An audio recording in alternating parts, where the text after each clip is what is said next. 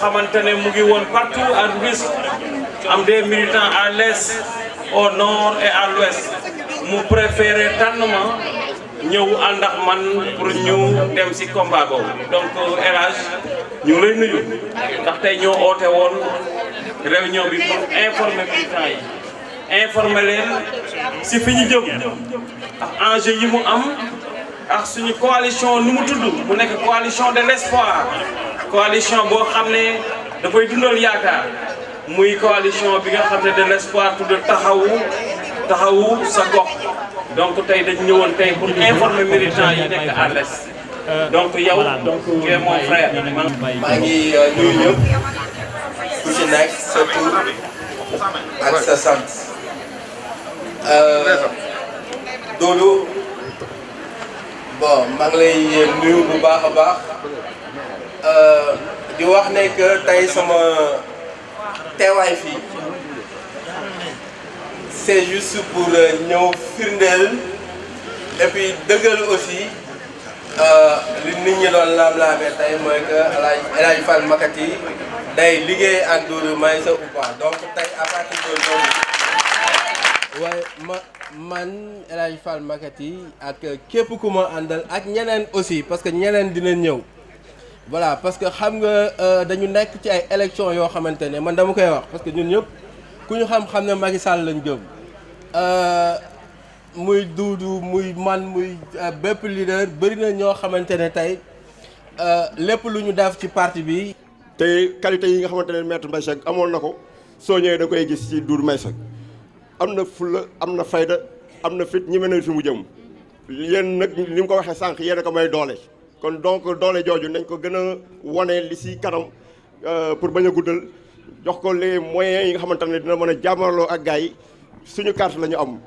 expliqué na fii joxe na information yu leer nañ buñ demee ci campagne ku ne dina xam spécimen si dina génn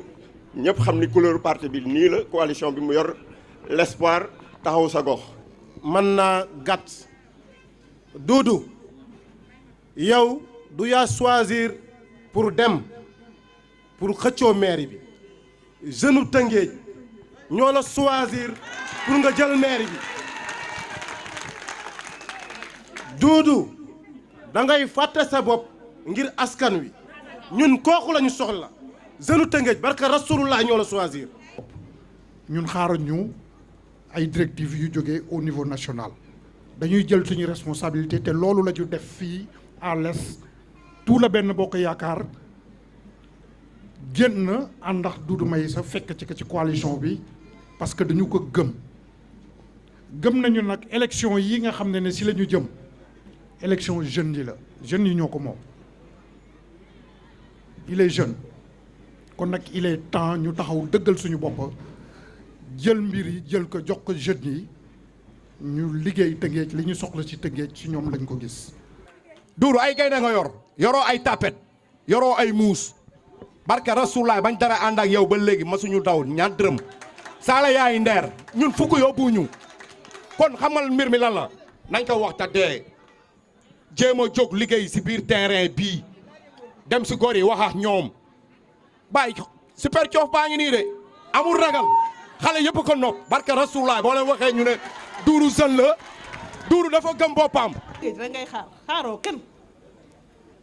Tëngéej bés bu ñu ne prip ñu ne lu Doudou Maïssa mairie ba ah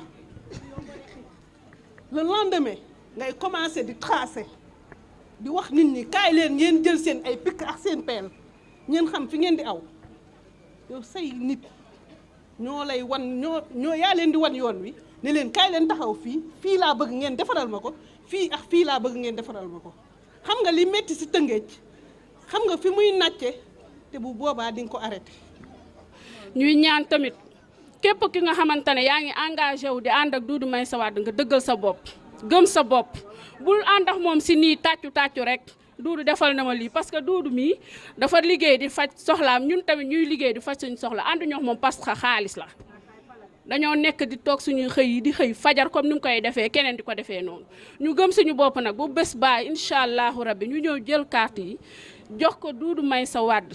ci loo xam ne dignité lay doon ak fierté ñu ànd ak moom jàppale ko bañ ko pakkastal di liggéey ndax ñun waa mouvement Tëngéej ci kanam ñun daf ñoo fekk ci social ñuy ànd ba mu ñu woowee ci projet mi ñu gis ci suñu bopp dañoo ñëw ànd ak moom. nit boo amee péete ñeme ko jël sa responsabilité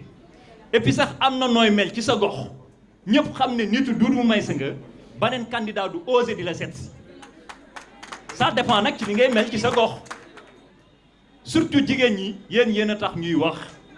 ñeme leen péete amul recevoir keneen Doudou rekk la.